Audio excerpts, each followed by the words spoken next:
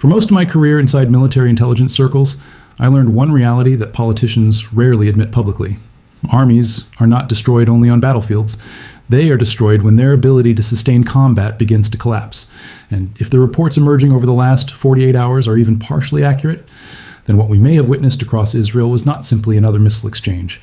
It may have been one of the most sophisticated logistics interdiction campaigns the modern Middle East has ever seen. According to multiple wartime reports and regional military assessments, Iranian strike packages targeted ammunition depots, logistics warehouses, and operational resupply infrastructure across northern, central, and southern sectors simultaneously. The scale of the operation has triggered alarm inside military circles because this was not random bombardment. The targeting appears deliberate, structured, sequenced. That distinction matters more than most people realize. Modern wars are won or lost through sustainment. Tanks, artillery systems, missile batteries, and armored divisions are only as effective as the supply chain supporting them. Once ammunition flow slows down, operational tempo begins collapsing almost immediately. And that is exactly why military analysts are paying close attention to these reported strikes. Several facilities allegedly connected to forward ammunition reserves were hit across 2 operational nights. Some reports claim the strikes targeted hardened bunkers, regional distribution hubs, and intermediate storage depots tied directly to frontline resupply operations. If true, the consequences would extend far beyond physical destruction.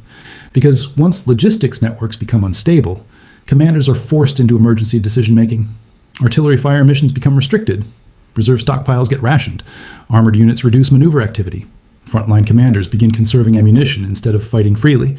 That is how military pressure quietly transforms into strategic paralysis. And unlike dramatic battlefield footage, logistics collapse often happens slowly enough that the public barely notices it at first. Then, suddenly entire sectors begin operating differently.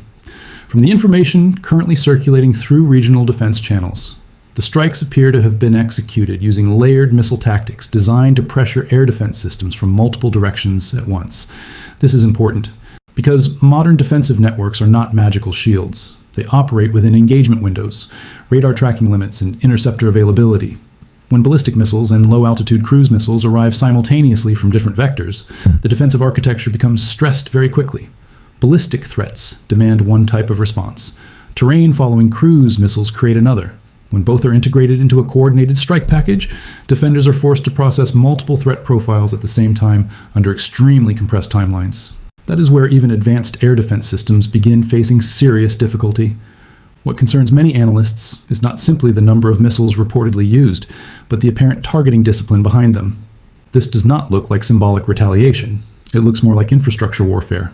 And infrastructure warfare changes conflicts entirely, because the objective is no longer psychological signaling alone.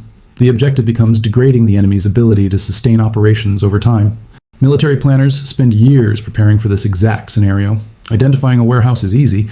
Understanding what is stored inside it, which front line it supports, how often it rotates inventory, and how quickly it can be replaced, that requires long-term intelligence collection.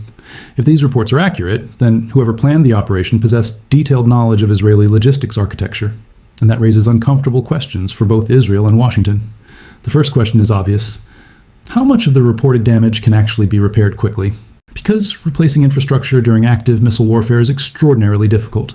Warehouses can be rebuilt eventually, ammunition reserves can be replenished over time, but during ongoing conflict, timing matters more than totals. An army does not need to permanently lose capability to face operational danger.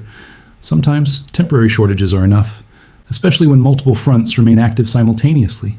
This is where the American dimension becomes critical. For decades, Israeli military planning has relied heavily on rapid access to American resupply capacity during prolonged conflicts. Under normal circumstances, that assumption is strategically reasonable.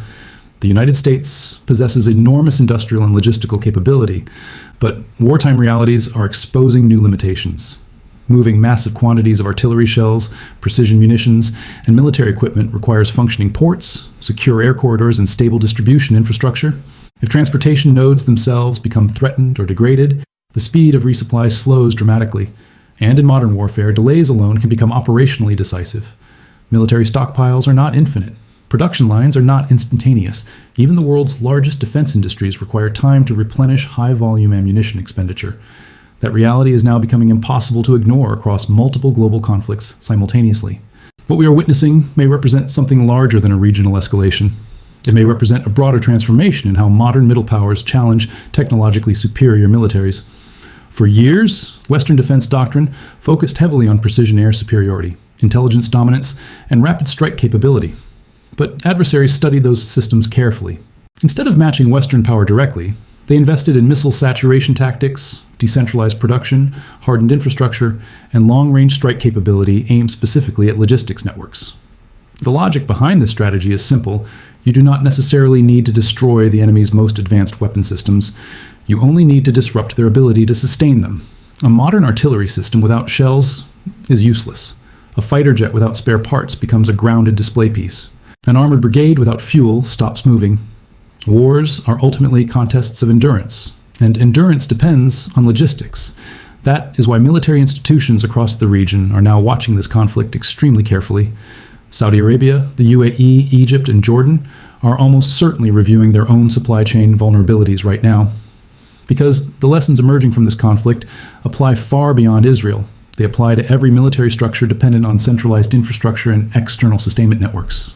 Meanwhile, Iran's strategy appears focused on demonstrating self-reliance in long-term conflict conditions. Its missile inventory, domestic production capacity, and distributed operational model are designed specifically around surviving sustained confrontation. Whether that strategy ultimately succeeds is another question entirely, but the operational message being sent is unmistakable. Iran is attempting to prove that regional military balances can be shifted not through direct invasion, but through sustained pressure against logistics, infrastructure, and strategic endurance. And psychologically, that matters. Because once a military begins operating defensively around supply limitations, initiative starts shifting elsewhere. Now, it is important to remain cautious about wartime claims. Fog of war distorts information constantly. Governments exaggerate successes, minimize losses, and control narratives aggressively during active conflict. Some of the more dramatic numbers circulating online may eventually prove inaccurate or inflated. But even if the confirmed damage turns out to be smaller than currently reported, the broader strategic lesson remains significant. The conflict is evolving. This is no longer simply about symbolic missile retaliation or isolated airstrikes. It is becoming a contest centered on infrastructure resilience, industrial capacity, logistics endurance, and operational sustainability. That kind of war is dangerous because it favors persistence over spectacle, and persistence changes geopolitical calculations slowly but profoundly. Inside Washington, the strategic debate is likely shifting already, from how to maintain escalation dominance toward how to prevent wider regional destabilization. Because once supply vulnerabilities become visible, adversaries everywhere begin studying them. Moscow studies them, Beijing studies them, regional actors study them. Every major military establishment watches conflicts like this to understand how modern systems behave under sustained pressure, and the conclusions they draw shape future wars long before those wars ever begin. After 30 years studying military campaigns, I've learned that the most important moments in conflicts are often invisible at first. They do not arrive with dramatic declarations.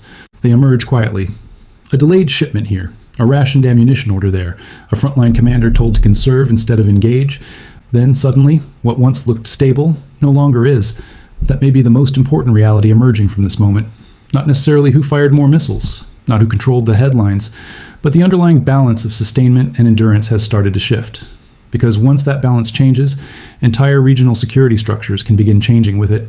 And if that process has truly begun, then the consequences will extend far beyond this current conflict.